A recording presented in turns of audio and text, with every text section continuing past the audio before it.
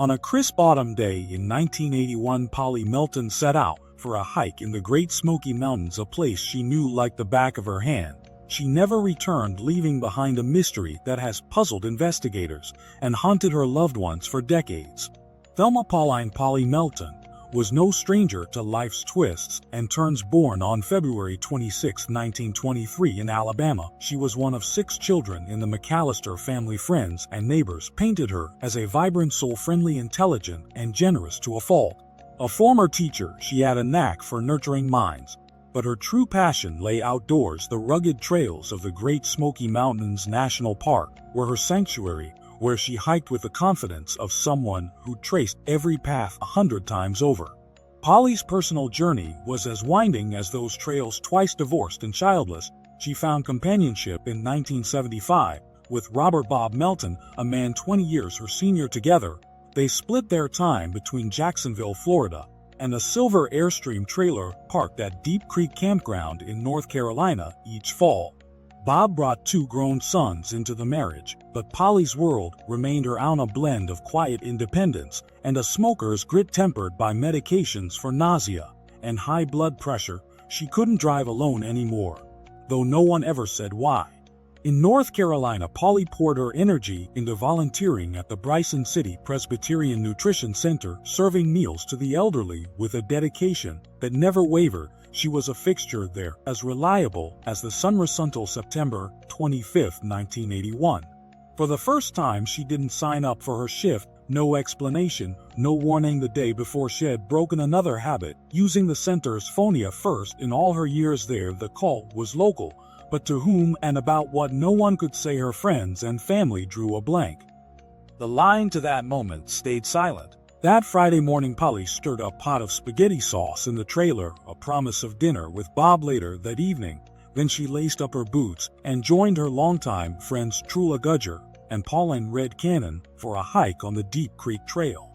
The day was perfect: clear skies, crisp air, the mountains glowing with early fall hues. This trail was Polly's domain, a moderately challenging stretch shed conquered countless times. Nothing seemed amiss, save for one odd detail. She lagged behind her pace, unusually slow. Trula and Red teased her gently, their laughter echoing through the trees. Then at 4 p.m. something shifted. Polly surged ahead, her steps quickening as if pulled by an unseen force. She strode 75 yards, past her friends, crested a hill, and vanished from sight. Trula and Red, unfazed at first, kept walking, expecting to find her just beyond the rise. But when they reached the top, the trail lay empty. A parking lot sat nearby, silent, and still. Polly was gone. Assuming she had headed home, the friends made their way to the Melton camper. By 4:30 p.m. Bob's face told them otherwise. They hadn't seen her since she'd left that afternoon. Panic crept in. He dialed every number he could think of, but no one had a clue. Trula and Red rallied their husbands, who raced to the trail, retracing the route and quizzing hikers. Nothing. No one had seen a woman matching Polly's description. 5 foot, 10, 180 pounds, a presence hard to miss. By 6 p.m. Polly Melton was officially missing. The Great Smoky Mountains National Park sprang into action, closing the Deep Creek Trail for 4 days.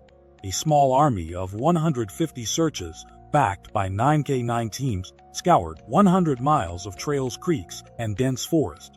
They found no torn clothing, no signs of a struggle, no hint she had veered off the path. The dogs caught her scent on a fallen tree, but rangers shrugged it off. Maybe she'd paused there. They said her fear of snakes made it unlikely she'd wandered into the brush. Her loved ones insisted. Foul play? Hard to imagine someone overpowering her so swiftly, so silently. The police began to wonder, had she walked away on purpose? If she'd been in the park, the dogs would have found her. Park Ranger Dennis Burnett declared they were well trained. On October 2nd, officials announced their theory: Polly had left the park in a vehicle, likely by choice, but whose vehicle? Where to? And why? The clues were maddeningly sparse. She'd taken only cigarettes, her wedding ring, and a diamond-studded watch, leaving behind her purse, ID, money, and vital medications. It didn't scream premeditation. Then there was Bob's Valium, missing since she vanished, though she'd stopped taking it years before. That night, Bob's distress landed him in the hospital, a broken man grasping for answers. Polly's mind was another enigma. Her mother's death in 1977 had plunged her into depression, but by 1981, she seemed steadier on that last hike true love, and Red had teased her about a man at the nutrition center who fancied her. She didn't deny it, but clammed up, typical for Private Polly. Pastor Tom Harris whispered of an affair, though he had no proof, adding that Shed seemed sad, but not suicidal. Her father Fred saw no cracks when Head visited that month. Months later, a twist: on April 14, 1982, a check in Polly's name was cashed in Birmingham, Alabama, where some family lived. The teller's memory failed, leaving the signature a ghost. Was it her alive and hiding? The case went cold. Starved of leads, Bob sold the trailer, retreating to a Florida nursing home with emphysema and a failing heart. Sightings popped up Florida, Alabama, beyond, but none held water. Author Juanita Baldwin, in Unsolved Disappearances in the Great Smoky Mountains, dismissed the lost in the woods theory. The search was too swift, too thorough. She pictured Polly meeting someone at a park crossroads, slipping away to start anew, a woman of 58, thrice married, childless, perhaps ready to rewrite her story. Missing 411 researchers tied her case to other park vanishing: Christopher Tompkins, Barbara Bollock, little Dennis Martin, whispering of patterns in the smoky shadows. Yet the truth remains elusive. Did Polly orchestrate her own escape? Did fate or someone else steal her away? On that September afternoon, the Great Smoky Mountains swallowed her story whole, leaving only questions to echo through the hills.